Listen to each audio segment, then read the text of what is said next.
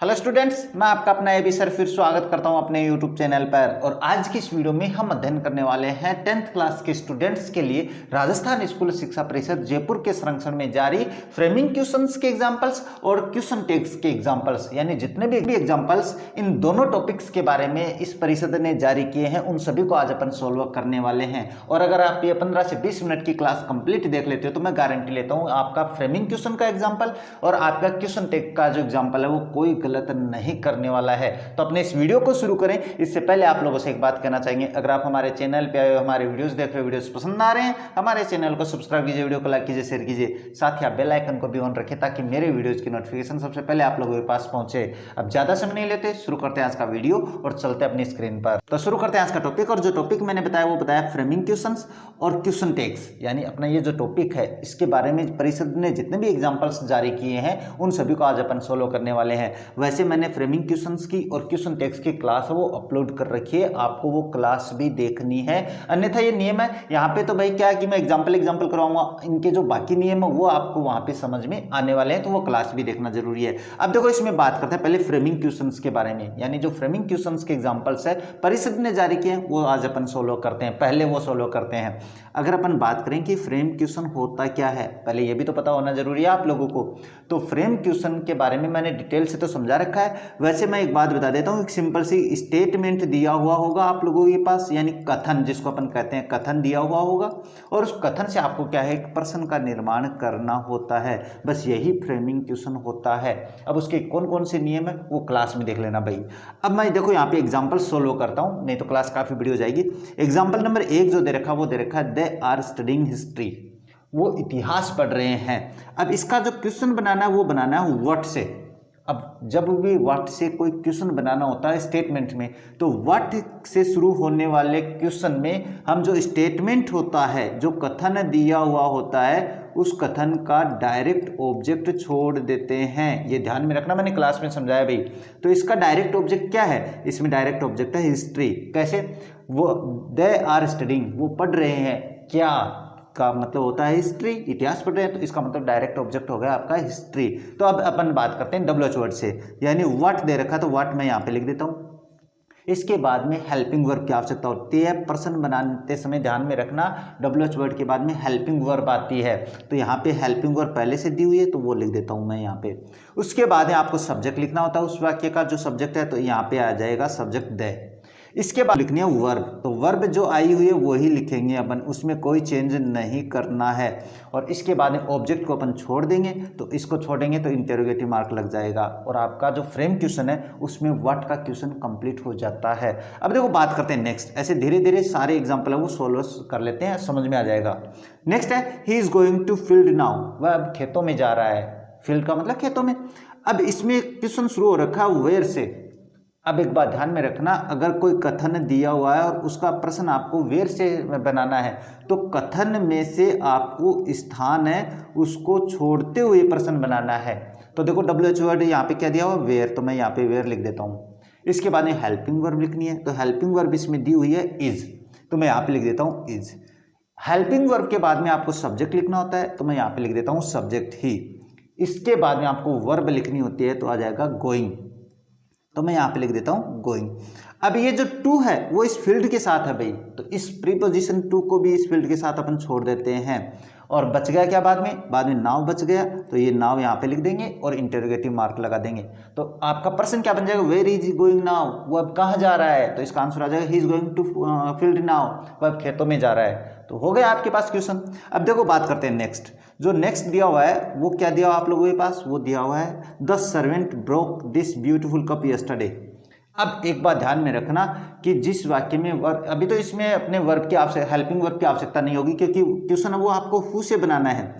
अब जब आपको प्रश्न हु से बनाना हो तो एक सिंपल सी बात बता देता हूँ, आपको सब्जेक्ट के स्थान पर, यानी जो करता है उसके स्थान पर आपको क्या लिख देना है, हु लिख देना है और बाकी कुछ चेंज नहीं करना है। इसमें तो हेल्पिंग वर्ब की भी आवश्यकता नहीं होगी। तो अपने पास करता क्या है, द सर्वेंट है, तो द सर्वेंट की जगह आपको हु का प्रयोग कर देना है। तो मैं देखो यहाँ पे हु लिख देता हूँ, उसके बाद में द सर्वेंट को तो छोड़ देता हूँ मैं यहाँ पे, और मैं यहाँ पे लिख दूंगा तो क्या हो जाएगा, ब्रोक दिस ब्यूटीफुल,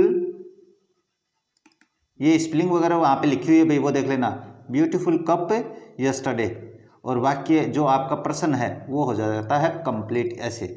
और देखो मैंने केवल हु से तो बहुत ही आसान है भाई, यानी कर्ता के स्थान पे आपको हु का प्रयोग करना, बाकी कुछ चेंज नहीं करना है।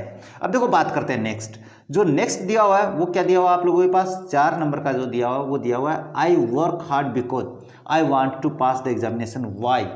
जब आपके पास कोई प्रश्न स्टेटमेंट से यानी कथन से जब प्रश्न बनाना हो और आपको प्रश्न बनाना है वाई से, तो उस स्टेटमेंट में कोई ना कोई कारण दिया हुआ है, उस कारण को छोड़ देना है।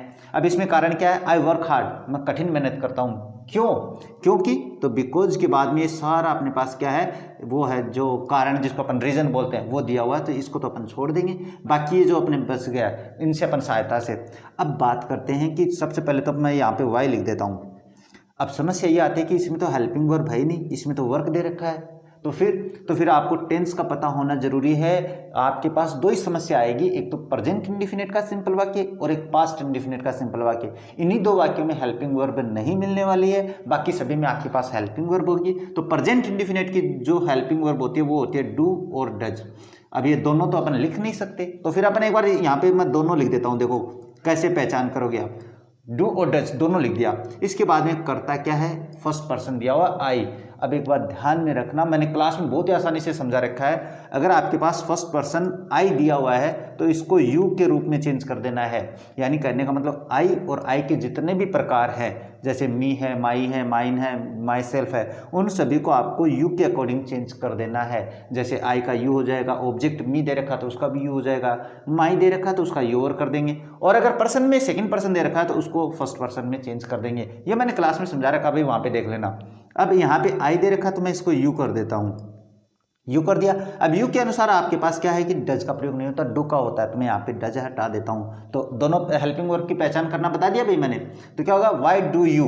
अब इसके बाद में वर्ब आ जाएगी, कर्ता के बाद में वर्क आ जाएगी, और वर्क यानी वर्क है, उसके बाद में हार्ड, और जो इंटरोगेटिव मार्क है वो लगा देंगे, क्योंकि आगे तो वो दिया हुआ कारण, तो कारण को तो छोड़ना होता है वाई से। तो why do you work hard, तुम कठिन मेहनत क्यों करते हो? तो आंसर आएगा I work hard because I want to pass the examination. मैं कठिन मेहनत करता हूँ क्यों? क्योंकि मैं एग्जाम पास करना चाहता हूँ। तो क्योंकि मैं एग्जाम पास करना चाहता हूँ, वो आपके पास क्या हो गया, कारण हो गया है। इस तरीके से आपको क्वेश्चन है वो बना देना है भाई। देखो इससे आसान और कहीं नहीं मिलने वाला आप लोगों को। अब देखो बात करते हैं नेक्स्ट। जो नेक्स्ट दिया हुआ है वो क्या दिया हुआ है आप लोगों के पास, I shall come to your office tomorrow when.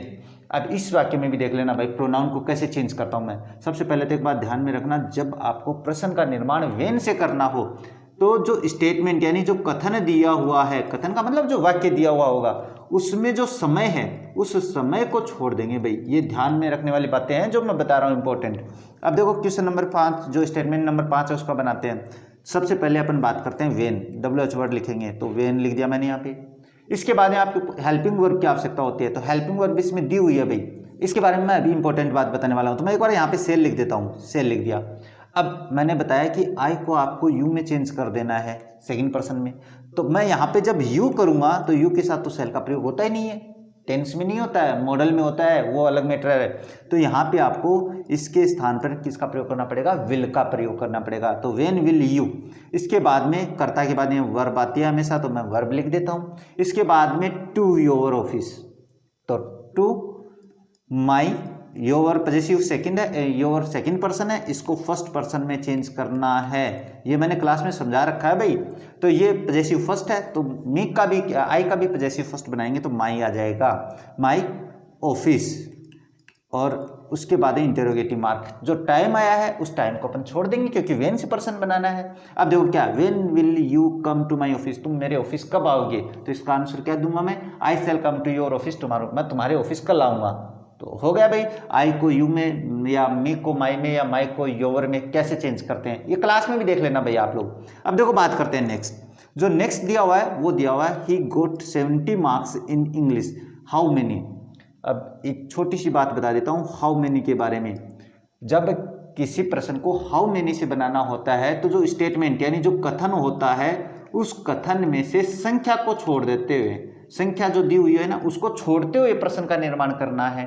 तो देखो हाउ मेनी, मैं यहाँ पे बना के बताता हूँ भाई। देखो हाउ मेनी, उसके बाद में हेल्पिंग वर्ब आएगी, तो इसमें अपने पास हेल्पिंग वर्ब नहीं है। पास्ट इंडेफिनिट का सिंपल वाक्य जो मैंने अभी बताया है, तो पास्ट इंडेफिनिट की आपके पास एक ही हेल्पिंग वर्ब है, वो है डिड। तो इसमें तो आपके पास और कोई समस्या नहीं आने वाली है, एक वचन करता हो चाहे बहुवचन हो।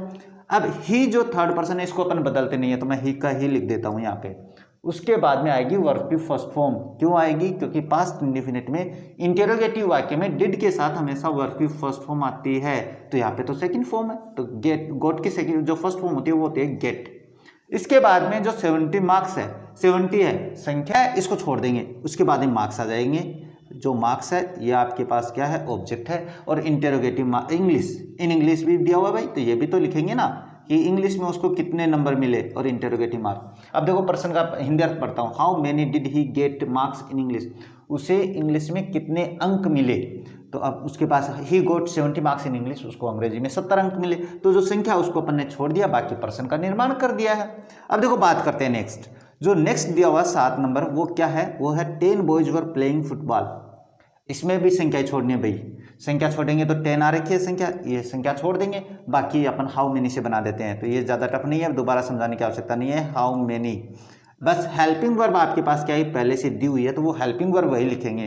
तो वर्ब, उसके बाद में जो करता है वो करता आ जाएगा, बॉयज, ये मैंने बॉयज लिख दिया। इसके बाद में हेल्पिंग जो वर्ब है वो आएगी, तो वर्ब लिख दी मैंने यहाँ पे, प्लेइंग। और उसके बाद में आपके पास आ जाएगा फुटबॉल, जो अपने ऑब्जेक्ट है वो आ जाएगा, इंटेरोगेटिव मार्क लग जाएगा। अब देखो प्रश्न का हिंदी अर्थ बताता हूँ, how many were boys playing football, कितने लड़के फुटबॉल खेल रहे हैं, तो प्रश्न का उत्तर क्या हो जाएगा? 10 बॉयज वर प्लेइंग फुटबॉल, 10 बच्चे हैं, 10 लड़के हैं, वो फुटबॉल खेल रहे हैं। अब देखो बात करते हैं नेक्स्ट, जो नेक्स्ट दिया हुआ है क्वेश्चन नंबर 8, यानी स्टेटमेंट नंबर 8 रहे, क्वेश्चन तो बना रहे हैं, वो बोलने में हो जाता रहे। अब देखो बात करते हैं, he gave me a lot of money, how much. अब जब आपको प्रश्न का निर्माण हाउ मच से करना हो, तो जो मात्रा दी हुई हो, कथन यानी जो कथन दिया हुआ उसमें मात्रा दी हुई होगी, संख्या है, मात्रा मतलब जिसकी क्वांटिटी होती है, जिसको अपन तोल सकते हैं, जिसको माप सकते हैं, वो होती है मात्रा। तो इसमें मात्रा क्या है? ए लॉट ऑफ, ये मात्रा है, तो ये तो अपन छोड़ देंगे, बाकी अपन प्रश्न का निर्माण कर देंगे। तो क्या हो जाएगा? How much. ये हाउ मच और हाउ मेनी में अंतर क्या है? बस इसके बाद में अपने पास मेनी के बाद में पीसीएन आती है, इसके बाद में यूसीएन आती है, बस इतना ही है। ये अपने पास पास्ट इंडेफिनिट हेल्पिंग वर्ब नहीं है, तो एक ही हेल्पिंग वर्ब होती है पास्ट इंडेफिनिट में, वर्ब की सेकंड फॉर्म पास्ट इंडेफिनिट। ऐसे नहीं समझ में आए तो मेरी 10th की क्लास देखना, मैंने वहाँ पे बहुत शानदार तरीके से समझा रखा है। तो हाउ मच डिड, उसके बाद में कर्ता आपके पास थर्ड पर्सन है, इनको अपन बदलते नहीं है भाई, ही, तो ही का ही लिख दिया। इसके बाद में यहाँ पे वर्ब की सेकंड फॉर्म है, जबकि डिड के साथ हमेशा वर्ब की फर्स्ट फॉर्म आती है, तो मैं यहाँ पे लिख दूंगा गिव।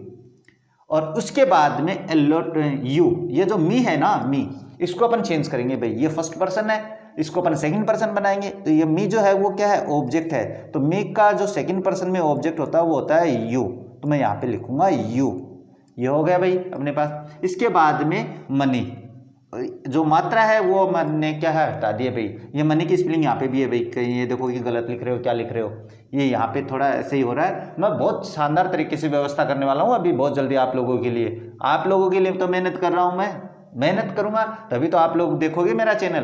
तो देखो अब अपने पास ये जो क्वेश्चन का निर्माण है उसका अर्थ क्या होता है? How much did he give you money, उसने तुम्हें कितना धन दिया, तो he gave me a lot of money, उसने मुझे बहुत सारा धन दिया भाई, तो ये हो जाता है इसका उत्तर। तो मुझे नहीं लगता अब समस्या आएगी हाउ मच और हाउ मेनी में। अब देखो बात करते हैं नेक्स्ट जो आ रखा है वो आ रखा है आप लोगों के पास, I shall be there for a short time, मैं वहां पे कुछ समय के लिए रहूंगा। तो हाउ लॉन्ग का मतलब होता है कितने समय तक, हाउ लॉन्ग यानी कब तक, ये होता है भाई। तो इसमें आपको क्या है? समय को निकाल देना है, जितना समय उसने बताया है उस समय को छोड़ना है, एक तो वेन में और एक हाउ लॉन्ग में, कब तक, इसका मतलब होता है हाउ लॉन्ग यानी कितना, ये होता है। तो जो समय है उसको अपन छोड़ देंगे, हाउ लॉन्ग का जो आंसर आएगा वो छोड़ देंगे भाई, मेन बात यही है। तो अपन देखो इसका प्रश्न का निर्माण करते हैं, तो क्या आएगा? हाउ लॉन्ग, ये तो साथ में लिख दिया। इसके बाद हेल्पिंग वर्ब सेल दिया हुआ है, तो मैं एक बार यहाँ पे देखो सेल लिख देता हूँ, नहीं तो फिर आपको समझ में नहीं आएगा। अब कर्ता आपके पास क्या दे रखा है? आई दे रखा है, तो आई को तो मैंने बता दिया आपको यू में चेंज करना है, सब्जेक्ट हो तो मैं यहाँ पे यू लिख देता हूँ। अब यू के साथ सेल आता नहीं है, तो फिर यहाँ पे आप क्या करोगे? विल का प्रयोग करोगे। इसके बाद में आपको वर्ब लिखनी है, तो बी रही है, वर्ब है अपने पास, तो ये वर्ब लिख दी। अब हियर है, यहाँ पे अपने पास इसको हटाना नहीं है। फॉर ए शॉर्ट टाइम, ये छोड़ देंगे अपन, ये अपने पास टाइम है, ये छोड़ देंगे। तो अपने पास क्या है, इंटरोगेटिव, और कुछ बचा नहीं तो इंटरोगेटिव मार्क लगा देंगे। तो प्रश्न हो जाएगा how long will you be here, तुम यहाँ कितने समय रहोगे, इसका मतलब ये होता है। तो I shall be here for a short time, मैं यहाँ पे थोड़े समय के लिए रहूँगा। तो ये हो जाता है आपका प्रश्न का निर्माण। अब देखो बात करते हैं नेक्स्ट, जो नेक्स्ट दिया हुआ है यानी 10 नंबर का स्टेटमेंट है, वो क्या है, I am sitting under a tree where, ये तो बता दिया भाई, स्थान। अब स्थान इसमें क्या है, अंडर ए ट्री, एक पेड़ के नीचे, तो अपन अंडर ए ट्री है ये छोड़ देंगे और बाकी अपन प्रश्न निर्माण कर देंगे। बस ये है हेल्पिंग वर्ब इसमें दी हुई है भाई। इसमें थोड़ी सी समस्या आएगी, मैं बताता हूँ। देखो यहाँ पे सबसे पहले तो जो WH वर्ड दिया वो लिख दूंगा मैं, यहाँ पे वेयर लिख दिया। अब आपके पास इसके बाद में हेल्पिंग वर्ब की आवश्यकता होती है, तो मैं एक बार एम ही लिख देता हूँ यहाँ पे। तो मैंने यहाँ पे कर दिया एम। अब समस्या आती है कि हेल्पिंग वर्ब के बाद में कर्ता लिखेंगे तो आई को तो अपन किस में बनाएंगे, आई को अपन यू में चेंज कर देंगे। अब यू के साथ एम आता नहीं है, तो फिर इज, एम, आर एक ही टेंस की हेल्पिंग वर्ब होती है, उनको कर्ता के अनुसार यूज करते हैं। तो आई यू के अनुसार अपने पास क्या हो जाएगा, आर आ जाएगा, इसको हटा देंगे। तो ये ध्यान में रखना, थोड़ा एक बार पहले नोट कर लेना, उसके बाद में काट देना, क्या दिक्कत है। जो आपके पास HB है यानी कच पेंसिल जो होती है उससे लिख लेना एक बार, ये तो साथ में रखोगे ही, मुझे पता है आप लोग। इसके बाद में आपको वर्ब लिखनी है, उसके बाद में आ जाएगा वर्ब है सिटिंग, तो ये हो गई आप लोगों के पास। अब इसके बाद में कुछ बचा नहीं है तो इंटरोगेटिव मार्क लगा देंगे, प्रश्न का निर्माण आपका सही हो जाएगा। तो क्या हो गया, वेयर आर यू सिटिंग, तुम कहाँ बैठे हो, तो उत्तर क्या होगा, आई एम सिटिंग अंडर ट्री, मैं एक पेड़ के नीचे बैठा हूँ। बहुत ही सिंपल है, कोई ज़्यादा टफ नहीं है। बात करते हैं नेक्स्ट, जो नेक्स्ट है 11 नंबर का स्टेटमेंट, वो क्या है, I want to see you. अब जब आपको हुम से बनाना हो, कोई प्रश्न का निर्माण हुम से करना हो, तो जो वाक्य का इनडायरेक्ट ऑब्जेक्ट होता है, अभी इनडायरेक्ट ऑब्जेक्ट है, डायरेक्ट ऑब्जेक्ट है, कॉग्निटिव ऑब्जेक्ट है, ये क्या है, तो मैंने ऑब्जेक्ट की क्लास अपलोड कर रखी है। 5 प्रकार के ऑब्जेक्ट्स होते हैं, उनको देख लेना आप लोग। अब इनडायरेक्ट ऑब्जेक्ट मैं यहाँ पे बता देता हूँ, जो सजीव होता है ना, जिसको कुछ मिलता है, जिसको कुछ प्राप्त होता है, जिसके लिए कुछ किया जाता है, वो आपके पास इनडायरेक्ट ऑब्जेक्ट होता है। तो इसमें आपके पास इनडायरेक्ट ऑब्जेक्ट है यू, तो इसको तो अपन छोड़ देंगे, बाकी निर्माण बना देते हैं। तो मैं लिख देता हूँ हुम। अब हेल्पिंग वर्ब आएगी, तो वांट आपके पास प्रेजेंट इंडिफिनिट की वर्ब है। कैसे, वर्ब की first form plus S present indefinite के सिंपल वाक्य में आता है। तो हेल्पिंग वर्ब मैं फिर दोनों लिखूंगा यहाँ पे, क्योंकि नहीं तो फिर आप समझोगे नहीं कि यहाँ पे डू आएगा, डज। अब आई को आपको किस में चेंज कर देना है, इसको यू में चेंज कर देना है, तो मैं यहाँ पे लिख देता हूँ यू। अब यू के साथ डज का प्रयोग नहीं होता, तो इसको काट देते हैं। तो क्या हो गया, होम डू यू। अब वर्ब आएगी कर्ता के बाद में, तो कर्ता के बाद में वर्ब दे रखी है वांट, और इसके बाद में टू और सी और इंटरोगेटिव मार्क, और आपका प्रश्न हो गया whom do you want to meet see, तुम किससे मिलना चाहते हो। टू सी का मतलब देखना भी होता है, मिलना भी होता है। तो क्या है, I want to see you, मैं तुमसे मिलना चाहता हूँ, बस हो गया कंप्लीट प्रश्न। अब देखो बात करते हैं नेक्स्ट, जो स्टेटमेंट नंबर 12 दे रखा, वो दे रखा है your scooter was stolen yesterday. अब हुज से बनाना हो प्रश्न किसी भी अपने स्टेटमेंट का यानी कथन का, जब हुज से बनाना हो, तो जो इसमें पॉजेसिव फर्स्ट आता है, पॉजेसिव फर्स्ट, और उसके साथ जो पॉजेसिव फर्स्ट जो आता है उसके स्थान पे आपको हुज का प्रयोग करना है, यानी पॉजेसिव फर्स्ट को छोड़ देना है, बाकी प्रश्न का निर्माण कर देना है। तो देखो WH वर्ड हुज दे रखा है, तो मैं यहाँ पे हुज लिख देता हूँ, हुज। इसके बाद में आपको लिखनी है हेल्पिंग वर्ब, लेकिन जो हुज होता है वो आपके पास क्या है कि पॉजेसिव फर्स्ट की भूमिका निभाता है, और पॉजेसिव फर्स्ट की भूमिका निभाता है तो उसके साथ वो नाउन जरूर आएगी जो पॉजेसिव फर्स्ट के बाद में आई है। तो यहाँ पे आ जाएगा स्कूटर, तो मैंने यहाँ पे लिख दिया स्कूटर।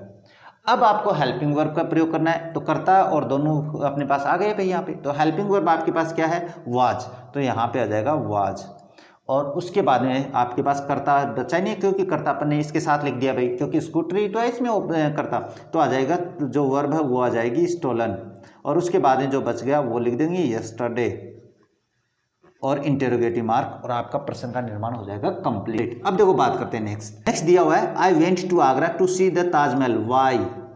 अब एक बात ध्यान में रखना, वाई के लिए आपको कारण छोड़ देना है। कारण क्या है, टू सी द ताजमहल, मैं ताजमहल देखने के लिए अब गया, कोई इवेंट, मैं आगरा ताजमहल देखने के लिए गया। तो प्रश्न क्या होगा, तुम आगरा क्यों गए, तो क्यों गए का आंसर ये रहा आपके पास, तो इसको छोड़ देते हैं। इसको छोड़ेंगे तो आपके पास क्वेश्चन नंबर 13 वो कैसे बनेगा, वाई और वेंट, वर्ब की सेकंड फॉर्म, इसका मतलब पास्ट इंडिफिनिट। पास्ट इंडिफिनिट मतलब डिड, तो मैं यहाँ पे लिख देता हूँ डिड। इसमें दो हेल्पिंग वर्ब होती नहीं है, तो चाहे कर्ता एकवचन हो चाहे बहुवचन हो। इसके बाद में कर्ता लिखेंगे आई, आई को आपको यू में चेंज कर देना है, मैंने समझा दिया भाई ये बात, तो यू। इसके बाद में वर्ब, तो वर्ब की फर्स्ट फॉर्म आएगी भाई, क्यों? क्योंकि डिड के साथ हमेशा वर्ब की फर्स्ट फॉर्म आती है। अब अपने पास क्या आ गया? टू आगरा, तो टू और आगरा, कारण है वो मैंने हटा दिया भाई, ये यहाँ पे मार्क हो गया आगरा, कहीं देखो कि सर गलत बता दी, नहीं यहाँ पे आगरा तो आएगा ही आएगा, ये तो स्थान है अपने पास। क्यों गया था? To see the Taj Mahal, Taj Mahal देखने के लिए गया। तो यहाँ पे why did you go to Agra, तुम आगरा क्यों गए? तो I went to Agra see the Taj Mahal, मैं आगरा गया ताजमहल देखने के लिए, तो प्रश्न हो गया आपका। अब देखो बात करते हैं नेक्स्ट, जो नेक्स्ट है 14 नंबर का, वो क्या दे रखा है? वो दे रखा है your brother came here yesterday in the morning, तुम्हारा भाई कल सुबह यहाँ आया। अब वेन से करेंगे तो आपको टाइम छोड़ देना है। अब इसमें टाइम है दो दिए हुए हैं, दोनों की बात करता हूँ मैं यहाँ पे। पहले तो आपको WH वर्ड लिखना है, तो वेन लिख दिया मैंने। वर्ब देखनी है पास्ट इंडेफिनिट, वर्ब की सेकंड फॉर्म, तो यहाँ पे हेल्पिंग वर्ब आएगी डिड। इसके बाद में कर्ता योर ब्रदर। अब इसमें योर दिया हुआ है, तो इसको आपको क्या करना है? पजेसिव फर्स्ट है, तो इसका जो फर्स्ट पर्सन है आई, उसका पजेसिव फर्स्ट बनाना है, तो हो जाएगा माई। और इसके बाद में जो थर्ड पर्सन होते हैं उनमें अपन चेंज नहीं करते, तो माई ब्रदर। इसके बाद में वर्ब की फर्स्ट फॉर्म आएगी, क्योंकि डिड के साथ हमेशा वर्ब की फर्स्ट फॉर्म आती है। इसके बाद में हियर है, इसको अपन हटाएंगे नहीं, तो ये कर दिया मैंने। अब इसमें आप चाहो तो यस्टरडे लिख सकते हो, नहीं तो कोई ज़रूरी नहीं है, क्योंकि टाइम आपको कंप्लीट छोड़ना है। अब यहाँ पे देखो मैं बताता हूँ कैसे। मैं यहाँ पे एक बार तो यस्टरडे लिख देता हूँ, यस्टरडे, और इंटरोगेटिव मार्क लगा देता हूँ। तो प्रश्न क्या है? When did your my brother come here yesterday, मेरा भाई कल यहाँ कब आया? तो उसने कह दिया कि तुम्हारा भाई कल सुबह मॉर्निंग में आया, ये हो गया। अब मैं ये दोनों ही छोड़ देता हूँ, अपने पास यस्टरडे भी छोड़ देता हूँ, तो प्रश्न हो जाएगा, यहाँ पे मैं इंटरोगेटिव मार्क लगाता हूँ, तो प्रश्न क्या हो जाएगा? मेरा भाई कब आया, यहाँ कब आया? तो आपका भाई कल सुबह आया। तो यानी टाइम आप दोनों छोड़ सकते हो, उसमें से एक टाइम लिख सकते हो, बस इतनी सी बात है और कुछ नहीं करना है। अब देखो बात करते हैं किस नेक्स्ट के बारे में। जो नेक्स्ट दे रखा है वो दे रखा है he does his work very carefully how. अब ये जो केवल हाउ आता है, तो ये हमेशा अपने पास क्या है? तरीका बताता है, काम के करने का तरीका। तरीका मतलब मैनर, तो अपने पास क्या है? केयरफुली, तो very carefully, sorry very careful, बहुत ही सावधानी पूर्वक।